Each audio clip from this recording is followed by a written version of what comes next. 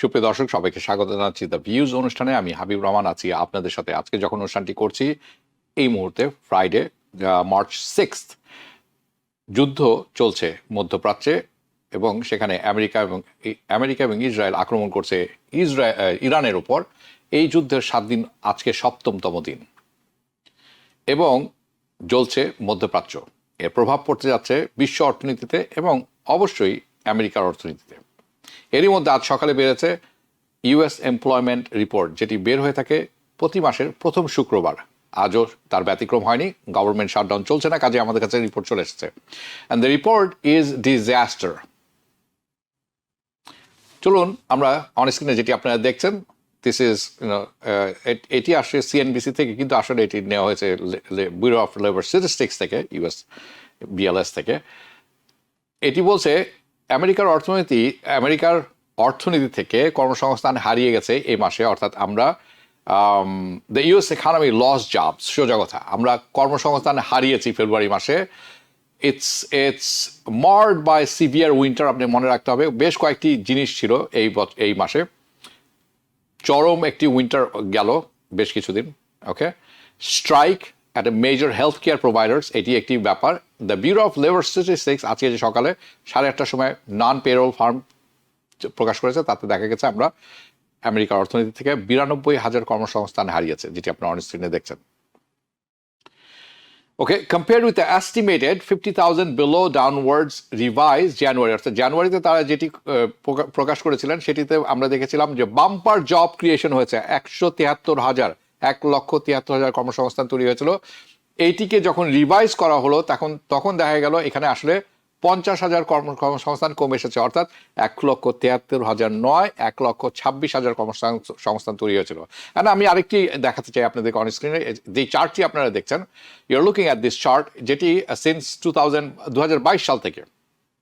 Okay, February mark the third time. আপনারা দেখছেন এই যে রিপোর্টটি, আমরা মার্চে দাঁড়িয়ে আছে, আমাদের হাতে ফেব্রুয়ারি রিপোর্ট এসেছে। সবসময় এক মাসের পিছনে রিপোর্টটি আমরা পেয়ে থাকি। ফেব্রুয়ারি মাস হচ্ছে গত 5 মাসে তৃতীয়বার। Okay, third time in the last 5 months যেখানে পেরোল ডিক্লাইন হচ্ছে, অর্থাৎ কর্মসংস্থান তৈরি হয়তো নাই, কর্মসংস্থান কমেছে। এবং কমেছে মানে 5,000, 10,000 নয়, লক্ষ লক্ষ। ওকে, এবং ডিসেম্বরের যে রিভিশন আছে সেখানে আমরা কর্মসংস্থান হারিয়েছিলাম 29,000, সেটিতে ড্রপ হয়েছে আরো 17,000। So overall it's a disaster all around. President Trump আমাদের প্রতিজ্ঞা করেছিলেন, বলেছিলেন they will be jobs, he will create jobs everywhere, we will be tired of winning. I think it's time to say we are tired of losing jobs. Okay, so এটি হচ্ছে এখনকার অবস্থা। At the same time স্বাভাবিকভাবে আনএমপ্লয়মেন্টের রেটও বেড়েছে।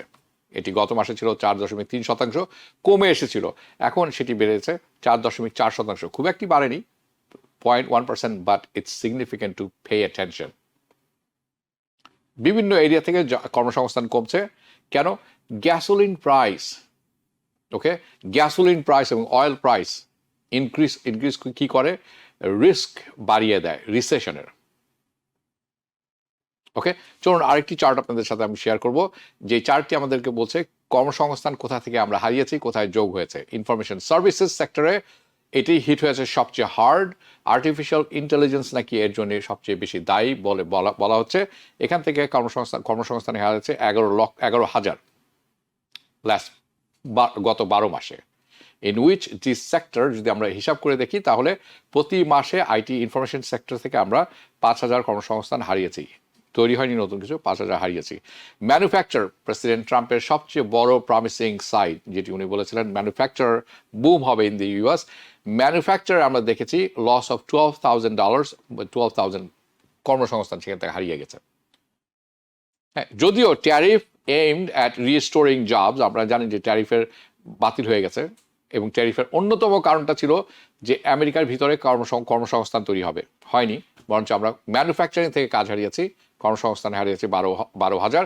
Federal government also কমে এসেছে, 10,000 কর্মসংস্থান হারিয়েছে ফেডারেল গভর্নমেন্ট থেকে, অর্থাৎ 10,000 people loss their jobs from the federal government. President Trump's efforts, আপনাদের খেয়াল থাকার কথা, his effort to federal payrolls has been sliding, okay, এটি কমে আসছে এবং এই পর্যন্ত 3,30,000 কর্মসংস্থান আমরা হারিয়েছি ফেডারাল জব থেকে, ফেডারাল সেক্টর থেকে। 11% অফ দ্য টোটাল ওয়ার্কফোর্স যদি আপনি হিসাব করে থাকেন। এটি কবে থেকে হচ্ছে? অক্টোবরে 2024 সাল থেকে হচ্ছে। ট্রান্সপোর্টেশন অ্যান্ড ওয়্যার হাউজিং আমরা এখানেও দেখলাম 11,000 কর্মসংস্থান, এটিও অবশ্যই ম্যানুফ্যাকচার না থাকলে there is no transportation, manufacture না থাকলে there is no warehousing, it's natural. সেখান থেকেও 15,000 কর্মসংস্থান হারিয়েছে। At the same time, okay, interest rate cut, এই সব কিছুর সাথে ইন্টারেস্ট রেট কাট জড়িত। দিস ব্রিংস আস ব্যাক, আমাদেরকে কোথায় নিয়ে আসে? ইন্টারেস্ট রেটের কম হওয়ার পসিবিলিটি কতখানি সেটা চলুন দেখে নেই। অন স্ক্রিনে আছে কিনা আমি জানি না। ওকে, মেবি নট। আমি টেকনিক্যাল টিমকে জিজ্ঞেস করবো যদি থাকে, আমরা যদি পরবর্তী দেখতে পারি গ্রাফটি। ওকে, যেটি আপনারা দেখছেন অন স্ক্রিনে, এটি বলছে 95.6% সম্ভাবনা আছে দে ইজ নো রেট কাট। আপনারা জানেন FOMC মিটিং হতে যাচ্ছে এই মাসে, মার্চের 29 তারিখে। 95.6% সম্ভাবনা নো রেট কাট, 4.4% সম্ভাবনা ইন্টারেস্ট রেট কমতে পারে। সো আপনি ধরে নিতে পারেন 0%। Now the following the payroll report, traders যারা আছেন, ওয়াল স্ট্রিটের কথা বলছি, স্টক মার্কেটের কথা বলছি, তারা দে পুল ফরওয়ার্ড এক্সপেকটেশন। তারা এখনো বলছেন যে ঠিক আছে, এখন কাটা রেট কমানো হবে না, কিন্তু এই বছর হয়তো জুলাই, এবং যেটি আমি গত সপ্তাহে না তার আগের সপ্তাহে আলোচনা করেছি যে হ্যাঁ, 2টি রেট কাট এবছর হবে। সো ওয়াল স্ট্রিটের বোদ্ধা যারা আছেন, ট্রেডার্স যারা আছেন, তাদের এক্সপেকটেশন হচ্ছে the next rate cut would be in July মাসে।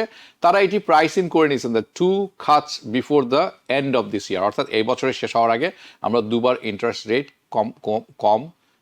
কমতে পারে, কিন্তু কতখানি কমতে পারে সেটা আমি একটু সন্ধিহান, সেটি নিয়ে কিছুক্ষণের মধ্যে আলোচনা করব।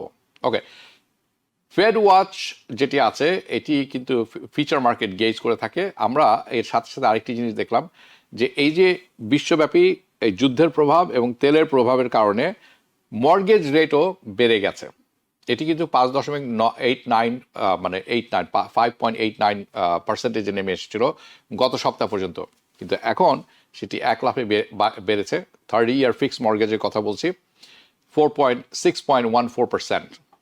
That's not good. সব দিক থেকে এই যুদ্ধটি ব্যাপক সমস্যা তৈরি করেছে। নাও এই এখন যে সেকশনটা আমি কথা বলবো, in this section of the programme, পরবর্তী সেকশনে আমরা দেখব we look at the price of oil, because এই যুদ্ধের কারণে, ইরান যুদ্ধের কারণে, সাধারণত আপনারা জানেন এই অনুষ্ঠানে আমি কথা বলে থাকি অর্থনীতি, ইমিগ্রেশন এবং সোশ্যাল প্রবলেমস এবং সমাধানগুলি নিয়ে আমরা কথা বলে থাকি, অ্যান্ড মোস্টলি ইকোনমিক্যাল দিক থেকে। বাট রাজনীতি এটার সাথে ওতপ্রোতভাবে জড়িত, এর কারণে বিভিন্ন জিনিস ওঠানামা করে থাকে। এখনকার যে পরিস্থিতি তৈরি হয়েছে in the middle east, specially Iran, Israel and আমেরিকার যে যুদ্ধ, মানে যুদ্ধটি শুরু হয়েছে এবং অনেকে বলে থাকেন এটি একটি যুদ্ধ যেটি অপরাধজনক যুদ্ধ। In this section of the programme আমরা দেখব যে এই যুদ্ধের কারণে তেলের প্রাইস, অয়েলের প্রাইস যেভাবে বাড়ছে, the price of oil, gasoline and the risk of recession, এর কারণে একটি মন্দা আসতে যাচ্ছে এবং মন্দা আসার রিস্কটি কতখানি সেটি নিয়ে আলোচনা করব এবং বিভিন্ন তথ্য আপনাদের কাছে তুলে ধরবো। সো আপনারা কি জানেন the risk of recession increase, যখন রিস্ক অফ মানে একটি অর্থনৈতিক মন্দার রিস্কটি বেড়ে যায় ড্রামাটিকলি যখন অয়েল প্রাইস বেড়ে যায়, তেলের মূল্য বেড়ে যায় 50% অর মোর, 50% বা তার চেয়ে বেশি যদি বেড়ে যায় খুব স্বল্প সময়ের মধ্যে, in the short period of time, when oil price spike sharply, খুব কম সময়ের, very small span of time, তার পরপরই একটা রিসেশন দেখা দেয়, অর্থনৈতিক মন্দা চলে আসে পৃথিবীতে। And that's true. A recession has always followed, often followed, not always, often, most often followed. In পরবর্তী 1973 অয়েল এম্বার্গো, আপনাদের মনে থাকার কথা, সৌদি আরব এবং মধ্যপ্রাচ্যের দেশগুলোয় অয়েল বিক্রয় করা বন্ধ করে দিয়েছিল পশ্চিমা বিশ্বের কাছে। So in 1973 oil embargo, 1979 Iran crisis, Ayatollah Khomeini, that Ayatollah Khomeini, 1990 the Gulf War, এবং 2008 of course the financial crisis, and each case প্রতিটি কেসে অয়েল প্রাইস বেড়ে গিয়েছিল sharply before the economic weaknesses followed. তেলের মূল্য বেড়ে গিয়েছিল রাতারাতি, যার পরবর্তীতে আমরা দেখেছি অর্থনৈতিক দুর্বলতা তার সাথে সাথে হাত ধরে এসেছে। But I want to tell you this, because এটি অত্যন্ত গুরুত্বপূর্ণ জানা আমাদের জন্য। This the key is not simply high oil price. আপনি মনে রাখবেন, শুধু উচ্চ মূল্যে তেলের উচ্চ মূল্য নয়। No, just for the clarity, যাতে করে আমরা পরিষ্কারভাবে বুঝতে পারি, সেটি হচ্ছে let's just say, okay, by the way, আমি যখন এই অনুষ্ঠানটি করছি আপনাদের সাথে লাইভ, তেলের মূল্য অলরেডি এটি ছিল $50 right now at this live time it's $86 barrel, অর্থাৎ $36 বা $30 আপ হয়ে গেছে অলরেডি। সো আমার যে এক্সাম্পলটা আপনাদের কাছে তুলে দেবো, let's say oil price jump করেছে $100 per barrel, okay, market normally can adjust করতে পারে অ্যান্ড অ্যাভয়েড রিসেশনও অ্যাভয়েড করতে পারে। যখন এটি হয়ে থাকে, এই জাম্পটি মার্কেট সহ্য করে নিতে পারে এবং রিসেশনও অ্যাভয়েড করতে পারে। অর্থনৈতিক মজার কথা বলছি। If oil gradually creeps up, যদি এই প্রাইসটি আস্তে আস্তে আস্তে আস্তে বাড়তে বাড়তে $100 দিকে যায়, to that level, it's $100 a barrel, okay, ধরে নিলাম। When the market struggles with this, when the price, okay, when the market struggle is, কখন মার্কেট স্ট্রাগল করে, যখন প্রাইসটি রাতারাতি বেড়ে যায়, অয়েল স্পাইকস আপ এবং ইট রিমেইনস দেয়ার, এই রাতারাতি মূল্য বেড়ে গেল এবং তার মূল্য সেখানে বসে থাকলো, কমলো না for a prolong period of time. $100 উঠলো ব্যারেলে, এর নিচে নামার কোনো লক্ষণ নেই এবং বহুদিন যাবৎ ধরে এই $100 ব্যারেল আছে। দেয়ারফর দ্য স্পিড যেই দ্রুততার সাথে বাড়ে, price spikes, it matters, and এটার ম্যাগনিটিউড, এর ব্যাপকতা কতখানি, that matters, like how much, and how much it goes by matters as well, and also the duration, কত দিন ধরে এটি বাড়া অবস্থায় থাকবে, like how long will stay at that elevated level for. So with that being said, আমি আরেকটি জিনিস আপনাদেরকে দেখাতে চাই, যেটি আপনারা দেখছেন এখন। You are looking at a price of a barrel of oil, WTI। এটি একটি 1 বছরের চার্ট। এগেন আমরা দেখছি the looking at the speed, আমরা কি হারে, কত দ্রুততার সাথে এটি বাড়ছে, ম্যাগনিটিউড অর্থাৎ কি আকারে এটি বাড়ছে, এবং দ্য ডিউরেশন, কত দিন ধরে এটি বাড়ছিল। So we are looking at A 50% or more spike in a short period of time. আমরা দেখলাম খুব কম সময়ে 50% বেড়ে গেছিল, ওকে, খুব কম সময়ের জন্য, and a time and that stage elevated for multiple month, বেশ কয়েক মাসের জন্য ছিল। Essentially the bigger spike, the more quicker the spike is, যত বড় হবে, যত দ্রুততার সাথে হবে এবং যত লম্বা সময় ধরে এটি থাকবে, there will be increase in odds of recession, অর্থাৎ অর্থনৈতিক মন্দা আসার সম্ভাবনা ততখানি বেড়ে যায়। Now I want to show you, look at this, আপনারা যেটা এখন দেখতেছেন, back in the May last year, গত বছর শেষের দিকে, the price oil spike 28%, oil of price বেড়ে গিয়েছিল 28% 1 মাসের মধ্যে, month and half by the way, okay. But as you can see, price খুব দ্রুতই কমে এসেছিল। দ্য ম্যাগনিটিউড ওয়াজ নট 50%, 50% ছিল না। 50% বা তার উপরে বেড়ে গেলে আপনি মনে রাখবেন অর্থনৈতিক মন্দা তার পিছনে পিছনে হেঁটে চলে আসবে। সো আপনারা যেটা দেখছেন সেটি হচ্ছে 28%, not 50% or more, and the duration was very short, খুব কম সময়ের জন্য এত উপরে ছিল সে মূল্যমান। নাও I want to take a look at this. What's going on today? Okay, V6 যেটি আপনারা দেখছেন, in the past month and half, গত 6 সপ্তাহ ধরে, and you know, I'm using the same period of time to carry the apples to apple. আমি same সময়টা নিয়েছি, same হাইটটা নিয়েছি, যাতে এটা কম্পারিশনটা ঠিক থাকে। So in the past month and have, গত 6 সপ্তাহে গ্যাসোলিনের প্রাইস, অয়েল প্রাইস, এটি বাড়ছে। এখন বেড়ে বেড়ে 28% বা 28% অ্যাগেন, সেই সময়ের তুলনায় এখন যেটি দেখছেন আবারও সে 28% বেড়ে গেছে। রাইট নাও আমরা যখন কথা বলছি, it is actually over 35%, okay, more than 28%। So from 59, কিন্তু আপনি যদি 28 ওই সময় থেকে নেন এবং এই সময় চিন্তা করেন, যে দুটি চিত্র আপনারা দেখছেন, from 59 to 76, that is you're looking for, if you're looking for danger, if the price oil goes up 50% or more, এটা হচ্ছে danger আমাদের জন্য, danger. We are right now flirting with danger. কারণ আপনি যেটি অন স্ক্রিনে দেখছেন 28%, এটি আমি যখন প্রতিবেদন তৈরি করছিলাম, আমি যখন এখন লাইভ করছি, it's already $86. So we are really flirting with dangers. We are getting close to 50%. So basically, it is a 90% barrel or more. 90 যদি প্রতি ব্যারেল অয়েল হয়ে থাকে $90 এবং তার চেয়ে একটু উপরে, that's the 50% raise. আমরা এখন আছি $86, relatively soon, okay? Relatively soon. And it is going to stay there. যদি এই যে প্রাইস বেড়েছে এখন, এটি যদি বেশ কয়েক মাস যাবত, স্পেশালি 6 মাস যাবত থাকে, 6 মাস তো ডিজাস্টার, 3-4 মাস যাবত থাকে, and if it plays out like that, then that's going to be a red flag. আপনারা ধরে নেবেন, that's going to be an elevated recession risk. অর্থাৎ আপনি ধরে নিতে পারেন অর্থনৈতিক মন্দা আসন্ন। ইতিহাস তাই বলছে, and ইতিহাস, history repeats, and the risk goes higher the higher we go past $90 a barrel. অর্থাৎ এই যে অর্থনৈতিক মন্দার রিস্কটি আছে, এটি বাড়তে থাকে যখন আমি বলেছিলাম $90, it's a red flag, 50% red flag. যদি $90 চেয়েও বেশি উপরে চলে যায় per barrel, risk is higher. The more quickly, and then যদি এই $90 and up চলে যায় as fast as possible, very quickly, if we get there, longer এবং লম্বা সময় ধরে সেখানে থাকে, তাহলে তো রিস্ক আরো বেড়ে গেল। So okay, that's being said, let's gauge the situation. চলুন আমরা বোঝার চেষ্টা করি সিচুয়েশন। আপনারা যেটি দেখছেন, this is what's playing out in international water, okay? Okay, this is what we need to pay attention to. আমাদের সবাইকে এখন এই জায়গাতে অ্যাটেনশন দিতে হবে। And আমি প্রথমে বলে দিয়েছিলাম যে এটি রাজনৈতিক অনুষ্ঠান নয়, কিন্তু অর্থনৈতিক অবস্থান বুঝতে হলে বর্তমান জিও পলিটিক্স অ্যান্ড রাজনীতি কিছুটা চলেই আসবে।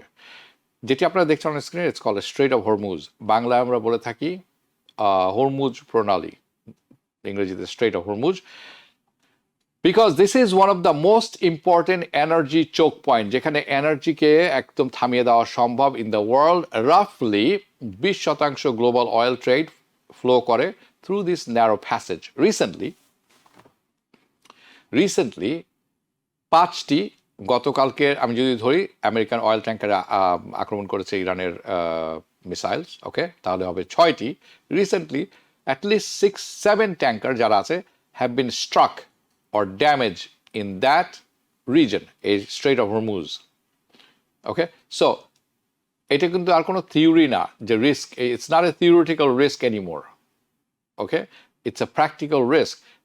দেয়ার আর অ্যাকচুয়াল কমার্শিয়াল ভেহিকল যারা আছে, তারা এখন হিট হচ্ছেন by missiles, and these oil vessels যেটি আছে, বিভিন্ন তেল বহনকারী যে যান আছেন, জাহাজ, they don't want to pass through this. তারা এখন আর এখান থেকে যেতে চাচ্ছে না। কেন? Due to their threat of physical harm. জাহাজ ডুবে যেতে পারে, তাদের অর্থনীতি ধ্বংস হয়ে যেতে পারে, তারা নিজেরাও মারা যেতে পারেন। So threat to physical harm or due to financial reasons, দুটি ধরে নিতে পারেন। মেজর ইন্স্যুরার যারা আছেন, আপনারা যারা এই বাণিজ্য পথে যারা চলাচল করেন, মেজর সব কয়টি জাহাজের ইন্স্যুরেন্স থাকে। বড় বড় ইন্স্যুরার যারা আছেন, তারা এখন কি করছেন? ক্যান্সেল করে দিচ্ছেন এই জাহাজগুলির ইন্স্যুরেন্স।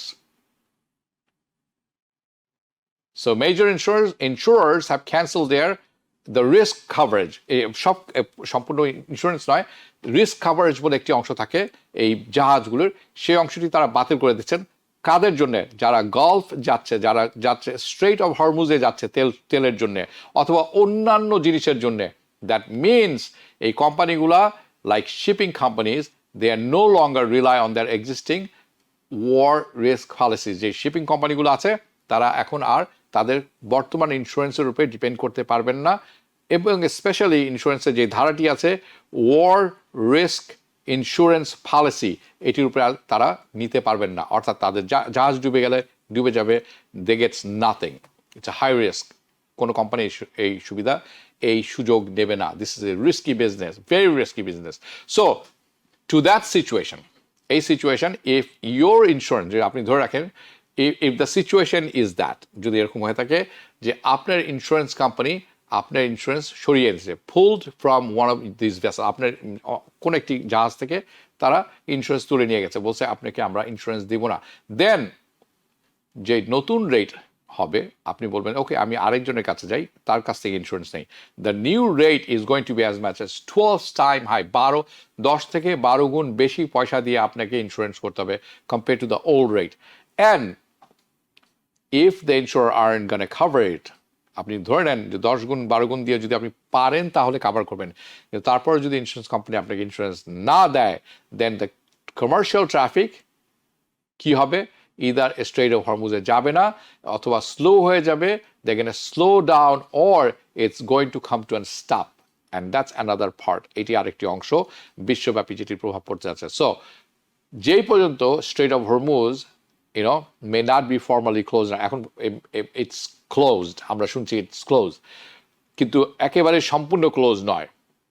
ট্রাফিক হ্যাজ নট, কিন্তু ট্রাফিক বন্ধ অনেকখানি, traffic has not resume in a meaningful volume, তাৎপর্যপূর্ণভাবে যদি এর ভলিউম না বেড়ে থাকে যাওয়া আসার, the private insurance and the shipping companies তারা কিন্তু লার্জলি অ্যাভয়েড করবে এই এরিয়াটি ডিউ টু obvious রিস্ক, এই ব্যাপারে কোনো সন্দেহ নেই। সো দ্যাটস ওয়াই, এই একটি কারণে, অন্যতম একটি কারণ অয়েল প্রাইস বাড়ছে হু হু করে, because of the supply constrain. Now president Trump উনি পাবলিকলি ঘোষণা করেছেন যে আমেরিকার নেভি এসকোর্ট করে নিয়ে আসবে অয়েল ট্যাঙ্কারগুলোকে, the commercial vehicles, through the Strait of Hormuz, যদি সেটাই নেসেসারি হয়ে থাকে। And of course I had to emphasise the word, because কেন ইফ নেসেসারি, কেন জোর দিয়ে বলছে এই কথার উপরে, কারণ ইটস নট গ্যারান্টিড, উনি বলেছেন গ্যারান্টি করে could but not guaranteed, and the goal would be ensure the free flow of energy। কি কারণে তারা আপনাকে এসকোর্ট করে নিয়ে আসবে এখান থেকে, যাতে করে এনার্জি ফ্লোটা ফ্রি থাকে, ফ্লো হতে পারে energy oil, and stabilise global oil market. এটি হচ্ছে আমেরিকা এবং প্রেসিডেন্ট ট্রাম্পের উদ্দেশ্য। এই জন্য তারা বলছেন আমরা তোমাকে সিকিউরিটি দিয়ে বের করে নিয়ে আসবো, কিন্তু they didn't say we guarantee you, no guarantee, we will. কাদের করবেন, কারণ এখান থেকে চাইনিজ জাহাজ বের হয়ে আসছে, যেটি ইরান আক্রমণ করছে না, তাহলে চাইনিজরা তো বের হয়ে যাচ্ছে, প্রেসিডেন্ট ট্রাম্প কি চাইনিজ জাহাজগুলোকেও সুরক্ষা দেবেন? I don't think so. So কাদেরকে দেবেন না এখনো পরিষ্কার না। Now in addition to this, আমরা যেটি অন স্ক্রিনে দেখছি, the administration's effort, the Trump administration is offering to provide insurance, বলছে ওকে ঠিক আছে আমরা তো তোমাকে এসকোর্ট করে নিয়ে আসতে পারি, এরপরও আমরা তোমাকে ইন্স্যুরেন্স দিব। কাদেরকে? যারা এই তেল বহনকারী জাহাজগুলোকে, for normal operations. Okay, in addition to the administration is offering to provide insurance to oil vessels to encourage normal operation, যাতে নর্মাল অপারেশন ব্যাহত না হয়। আমি যেটি আপনাদেরকে এখন দেখাবো, he said this on screen, যেটি আপনারা দেখছেন on his Truth Social। উনি বলেছেন কি, এফেক্টিভ ইমিডিয়েটলি, এই মুহূর্তে থেকে কার্যকর, I have ordered the United States Development Finance Corporation, another word DFC, যাতে করে তারা they provide very reasonable price, খুব ভালো reasonable price, political risk insurance. কাদেরকে? অ্যান্ড গ্যারান্টিজ, এবং গ্যারান্টি নিশ্চয়তা for financial security of or maritime trade, সাধারণ যে ট্রেড সবসময় থাকে তাদেরকে, যাতে আমি নির্দেশ দিয়েছি ডিএফসিকে। Okay, specially energy travelling through the Gulf, specially energy অর্থাৎ অয়েল যেটি আসছে গলফ থেকে, this will be available to all shipping lines, সব শিপিং লাইনকে আমি দেবো, এবং এটা অ্যাভেলেবল থাকবে সবার জন্য, ইফ নেসেসারি, যদি তারা প্রয়োজন মনে করেন। দ্য ইউএস নেভি, যদি প্রয়োজন মনে করেন, the US navy will begin escorting tankers through the Strait of Hormuz as soon as possible. যদি তারা মনে করেন যে আমরা তাদেরকে এসকোর্ট করে বের করে নিয়ে আসবো স্ট্রেট অফ হরমুজ থেকে, যদি সম্ভব হয়ে থাকে। এটি হলো ট্রাম্পের কথা। ওকে, গ্যারান্টি দিচ্ছেন না, কথা দিচ্ছেন, কতখানি বিশ্বাস করবেন, ইটস আপ টু ইউ। আপনি আপনার জাহাজ নিয়ে যে ডুবে যাবেন কিনা যুদ্ধ অঞ্চলে, it's up to you. So nobody is taking risk right now, it's very serious business. However, okay, যেটি আপনাদেরকে এখন আমি দেখাচ্ছি, there is no guarantee they are gonna go through. এই যে কথাটি ট্রাম্প বললেন যে ইন্স্যুরেন্স আমরা দিব, আমাদের নেভি তোমাকে বের করে নিয়ে আসবো, এটারও কিন্তু কোনো গ্যারান্টি নেই যে তারা এটি করবেন। যদি করেও থাকেন কোন এক্সটেন্ট পর্যন্ত করবেন, কোন পর্যন্ত করবেন সেটিও আমরা জানি না, because it could jeopardise the warship. কারণ আপনি যেই যুদ্ধ জাহাজ সেখানে যাবে, সেই যুদ্ধ জাহাজ কিন্তু not যুদ্ধ জাহাজ, তেলের জাহাজ যাবে, তারা কিন্তু বিপদে পড়বে। And if those oil tankers, যদি সেই সমস্ত অয়েল ট্যাঙ্কার ইন্স্যুরেন্স পায়, গেট দেয়ার ইন্স্যুরেন্স, বাট না, এবং কিন্তু ইন্স্যুরেন্স পাওয়ার পর তাদেরকে এসকোর্ট করে বের করে না নিয়ে আসা হয়, then I don't know how willing, কতখানি তাদের ইচ্ছা থাকবে এখানে যে এই রিস্ক নিয়ে তারা তেল বের করে নিয়ে আসবেন সেখান থেকে, put themselves in a harm's way. Okay, moving on. আরেকটি জিনিস আপনাদেরকে বলা প্রয়োজন, সেটি হচ্ছে কি about the problems with the rising oil price, যেভাবে তেলের দাম বেড়ে যাচ্ছে। সো সেভারাল থিংস হ্যাপেন সাইমultaneously, বেশ কয়েকটি জিনিস একসাথে হচ্ছে কয়েক দিক থেকে। অফকোর্স আপনার আছে কি গ্যাসোলিনের প্রাইস যেটি বেড়ে যাচ্ছে, এবং এটির এফেক্ট পড়ছে কনজিউমার, আপনি আমি, আমরা যারা ভোক্তা। কেন বলছি কিছুক্ষণের মধ্যেই বুঝে যাবেন। ডিজেল প্রাইস, ডিজেল ফিউল এটিও বাড়ছে। Okay, and that's going to effect ডিজেলের দাম যখন বেড়ে যায়, মূল্য বেড়ে যায়, এটির এফেক্ট পড়ে সব জায়গায়। প্রথমে পড়ে ফার্মে, কারণ ফার্মের সব রকম কনস্ট্রাকশন যে ম্যাটেরিয়াল কনস্ট্রাকশন টুলগুলি আছে, ট্রাক্টর, এভরিথিং, এটি কিন্তু নর্মাল গ্যাসে চলে না, এটি চলে ডিজেল ফিউলে। Diesel fuel is more powerful, more dense. Okay, so it's going to effect everything from farming to construction, কারণ কনস্ট্রাকশনের সব কিছু চলে ডিজেলে, to shipping etcetera. Jet fuel, যেটি জাহাজ, উড়োজাহাজ যেটি, এবং যত রকম কেমিক্যাল ইনপুট আছে ব্যবহার করা হয়ে থাকে, এগুলো সব হয়ে যাবে expensive, very very expensive. And I just want to share কয়েকটি জিনিস আপনাদের সাথে আমি শেয়ার করবো, কারণ because lots of people have no idea, and তারা কোনো ব্যাপারে এইটার ব্যাপারে অ্যাওয়ারও না, দ্যাট কাউন্টলেস, মানে আপনি হাতে গুনে শেষ করতে পারবেন না কি পরিমাণ প্রোডাক্ট যেটি অয়েলের বাই প্রোডাক্ট হিসাবে তৈরি হয় অথবা ব্যবহৃত হয়, যেটির জন্য petroleum is a must. Okay, so that countless product contains oil derivatives ingredients, by the way, যেটি মানে okay, so what are like what, কি জিনিস, কোন সব জিনিস? For example, makeup, perfume, lipstick, moisturiser, shampoo, conditioner, deodorant, polyester, nylon, spandex, plastic, paint, electronics, tire. আমি বলে শেষ করতে পারবো না, আমি এখানে থামছি। I'm telling you, the list is endless.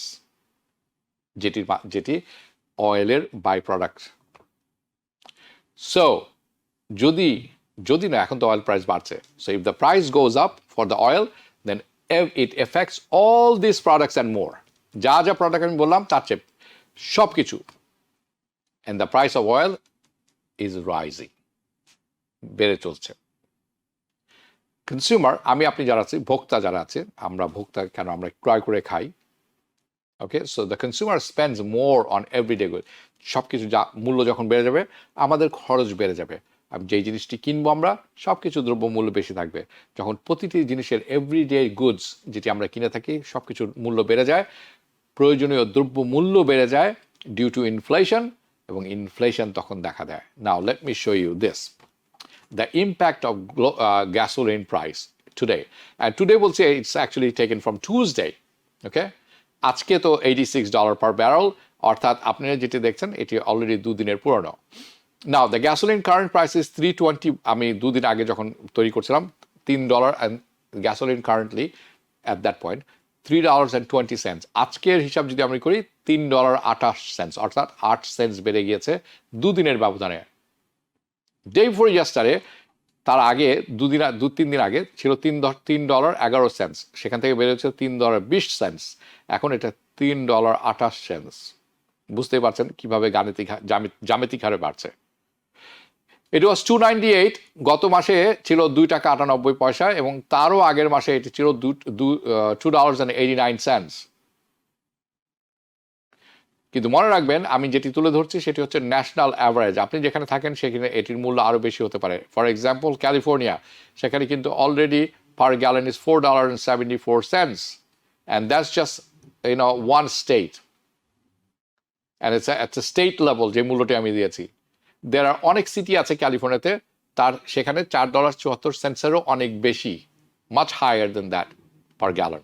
So okay, the bottom line is, আমি যদি পরবর্তীটা দেখতে পারি, thank you, can we see the, okay thank you okay, the bottom line হচ্ছে এরকম, যখন অয়েলের প্রাইস বেড়ে যায়, মূল্য বেড়ে যায়, ওকে, when the price of oil rises, তখন কনজিউমার যারা আছে, আমরা ক্রেতা যারা আছি, ভোক্তা, আমাদের খরচ বেড়ে যায়, we spend more money.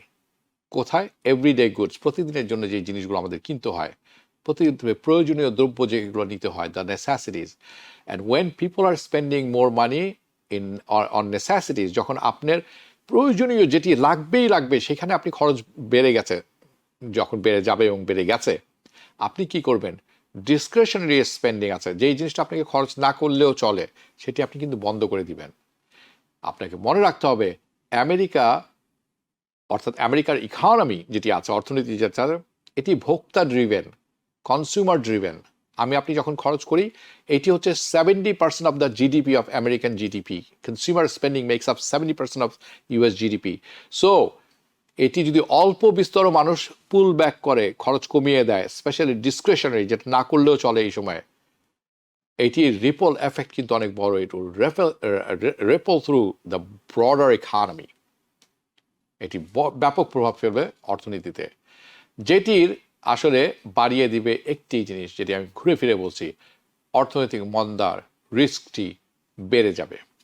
And of course পরবর্তীতে যদি দেখি, it is not consumer, it is the small businesses, industries, airlines, logistics companies, retailers, সবাই কিন্তু হায়ার প্রাইস ফেস করবে যখন তারা ইনপুট কস্ট, তাদের যে কোনো কোনো কিছু বানাতে হলে তো আপনাকে আসলে দ্রব্য লাগে, প্রোডাক্ট লাগে, তারপরে আপনি এন্ড প্রোডাক্ট বানান, ফিনিশ প্রোডাক্ট, সব কিছুর খরচ বেড়ে যাবে। when the price of oil goes up, তেলের দাম যখন বেড়ে যায়। And many of this companies, অনেক যে কোম্পানি আমি এখন বললাম, yes they can eventually pass, তারা কি করবে? তাদের খরচ যখন বেড়ে যাবে প্রোডাক্ট বানাতে, তারা সাধারণত দ্রব্যর মূল্য বাড়িয়ে এটি কাস্টমারের কাছ থেকে নিয়ে নেন। They pass this eventually the cost down to the consumer, right? But এটি করতে সময় লাগে। Often time they can't do it immediately, and it's going to hurt their margin. যখন তারা এটা করতে পারবে না, তাদের তো খরচ বেড়েছে, তাদের মার্জিনের উপরে এটি প্রভাব ফেলবে, লভ্যাংশের উপরে প্রভাব ফেলবে। It's going to hurt their profit, and which, তার অর্থ হচ্ছে কি, তারা যখন তাদের প্রফিটে মার্জিনের উপর প্রভাব পড়বে, তারা কি করবেন? তারা এমপ্লয়ি কাট করবেন। It will lead them to লে অফস।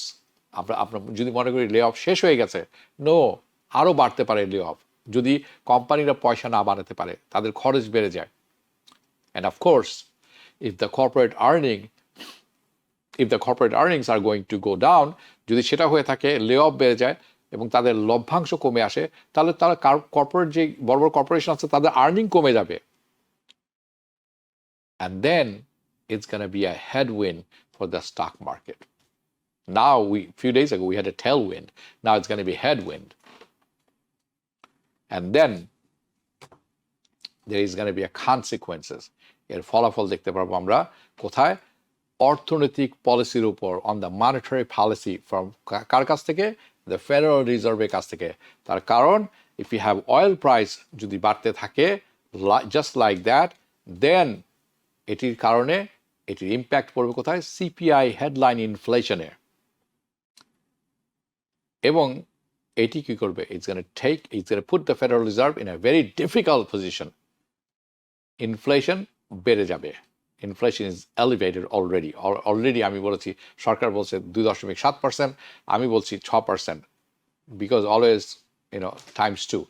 If the price of oil spikes up really fast, মানে যদি অয়েলের দাম বেড়ে যায় এবং ফেডারেল রিজার্ভ যদি ডিলে করে যে রেট কাট আমরা এখন করবো না, আমরা রেট কাট পরবর্তীতে করবো, কারণ এখন আমরা করতে পারছি না, they may make their policy tighter. এমনও হতে পারে যে তারা অর্থনৈতিক পলিসি ঢিলা করতে গিয়ে, অর্থাৎ সুলভ করতে গিয়ে, তার দেখা গেল তারা পারছেন না, তারা বলছেন, ইউ নো হোয়াট, আমরা এখন কোনো কিছু করতে পারবো না, অর্থনৈতিক পলিসিকে টাইট করে নিয়ে আসো for a longer period of time, খুব দীর্ঘ সময় ধরে। তাহলে কি হবে? And they are basically gonna be a signalling caution. তারা বলবেন, you know what, we have to be careful. অন্যভাবে বলতে গেলে, it is just going to become more challenging environment. খুব চ্যালেঞ্জিং এনভায়রনমেন্ট হয়ে যাবে কার জন্য? ফর ফেডারেল রিজার্ভের জন্য টু কাম টু রেস্কিউ। তারা নর্মালি কী করেন? তারা এসে ইন্টারেস্ট কমিয়ে দেন, টাকা ছাপানো শুরু করেন, ডলার ছাপানো শুরু করেন, যাতে করে ইজিয়ার মনিটারি পলিসি হয়। এটি তখন তারা করতে পারবেন না, কারণ দ্রব্যমূল্য অলরেডি বেড়ে গেছে তেলের দামে বেড়ে যাওয়ার কারণে, এবং জিনিসপত্র মানুষের নাগালের বাইরে। তখন তো আপনি ইন্টারেস্ট রেট কাট করতে পারেন না। আপনাকে কী করতে হবে তখন? স্টিমুলাস দিতে হবে। ওকে, আসছে সেই প্রসঙ্গে। But I do want to throw there something in there that আমি মনে করি যে প্রেসিডেন্ট ট্রাম্পের যে নিউ ফেডারেল রিজার্ভের চেয়ারম্যান আসছেন, উনি কিন্তু এই চ্যালেঞ্জিং এনভায়রনমেন্টেও উনি কিন্তু ইন্টারেস্ট রেট কাট করতে বাধ্য হবেন। উনি ইন্টারেস্ট রেট কমাবেন, কারণ এই কারণেই প্রেসিডেন্ট ট্রাম্প তাকে নিয়োগ দিয়েছেন, regardless of the situation, by the way. Okay, but the new Fed chair হয়তো যতটা আশা করছিলাম আমরা সবাই যে বড় সড়ো রেট কাট করবেন, সেটি হয়তো করতে পারবে না। He can't cut as deeply as he wants if the oil price remains elevated due to higher inflation. মনে রাখবেন জিনিসটি, যদি অয়েল প্রাইস বেড়ে যায় এবং অনেক উপরে থাকে, এই হায়ার ইনফ্লেশন বেড়ে যায়, উনি কমাবেন ইন্টারেস্ট রেট, কিন্তু যতটা কমানো উচিত সেখানে কাছাকাছি করতে পারবেন না। He will not be allowed to because of the situation. So I just want to tell you this, আমি আগেও ইতিপূর্বে বলেছি, এখনও বলবো সেই কথা, এবং এখনও বলবো যে স্টিল ইটস ট্রু। সেটি কি? United States America can't afford a recession. America এই মুহূর্তে কোনো অর্থনৈতিক মন্দা অ্যাফোর্ড করতে পারবে না, স্পেশালি রাইট নাও। দ্যাটস কারণ কি? কারণ কি? We have a recession. If we have a recession, আমাদের যদি কি অর্থনৈতিক মন্দা চলে আসে, তাহলে সবচেয়ে বড় আঘাত কোথায় আসবে? Tax collection. সরকারের একমাত্র, ফেডারেল সরকারের একমাত্র ইনকাম হচ্ছে collect revenue from taxes. So সবচেয়ে রিসেশন যদি আসে, ট্যাক্স কালেকশনের অর্থাৎ ট্যাক্স রেভিনিউর উপরে পড়বে সবচেয়ে বড় প্রভাব, এবং ট্যাক্স রেভিনিউ কালেকশন কমে যাবে। অ্যান্ড দ্য তার উপর কী করতে হবে? তাদেরকে স্টিমুলাস প্যাকেজ দিতে হবে মানুষকে। আপনাকে তো চলতে হবে, দ্যাট ইজ স্টিমুলাস স্পেন্ডিং বেড়ে যাবে, ইজ গোনা গো আপ। তার অর্থ হচ্ছে ফেডারেল সরকারের ঋণের পরিমাণ আরও বেশি বেড়ে যাবে, এবং ঋণের পরিমাণের বোঝা আরও বেশি বেড়ে যাবে, higher debt to GDP ratio হয়ে যাবে। And I mean, take a look at this. আপনারা যেটি দেখছেন, আমাদের অলরেডি আমরা, বাই দ্য ওয়ে, 38 ট্রিলিয়ন লেখা আছে এখানে, বাট 853 বিলিয়ন, অর্থাৎ আমরা অলরেডি 39 ট্রিলিয়ন লোনে আছি না। পুটিং দিস অল টুগেদার, সব কিছু যদি আমরা যোগ করি, যে কথাগুলো আমি আপনাদেরকে বললাম, আর এখন আপনারা যেটা দেখছেন, রাইজিং অয়েল প্রাইসেস, যেভাবে তেলের দাম বাড়ছে, এটি আসলে অর্থনৈতিক মন্দার রিস্কটি বাড়িয়ে দিয়েছে, বাড়াচ্ছে চারটি মূল কারণের জন্য, from 4 different main channel. So what are those channels? Inflation pressure, এটি একটি। কনজিউমার স্কুইজ, আমি খরচ কমিয়ে দিব। Higher input cost for business যারা আছেন, তাদের প্রোডাকশন কস্ট বেড়ে যাবে হায়ার ইনপুট কস্ট হলে। অ্যান্ড ফেডারেল রিজার্ভের খুব শক্তভাবে মনিটারি পলিসি হ্যান্ডেল করা শুরু করবেন, এবং দ্য অয়েল ইজ রাইজিং, যে কারণে তেলের মূল্য বাড়ছে, due to the situation of the Strait of Hormuz. 20% তেল যেখান থেকে আদান প্রদান হয়, সেটি বন্ধ হয়ে যাওয়া বিরাট বিপদের কথা। And president Trump and the Trump administration is trying to fix the situation. তারা চেষ্টা করছেন এই সিচুয়েশন ফিক্স করার, বাট তারাই করেছেন এই সিচুয়েশনটি তৈরি। বাট আমি সেদিকে যাব না, but we are gonna have to wait. আমাদেরকে অপেক্ষা করতে হবে, দেখতে হবে how it works out. Okay, কিভাবে তারা কি করছেন। That's just take a look at this article, যে আর্টিকেলটি এখন দেখছেন অন স্ক্রিনে। ওকে, এটি কি বলছে?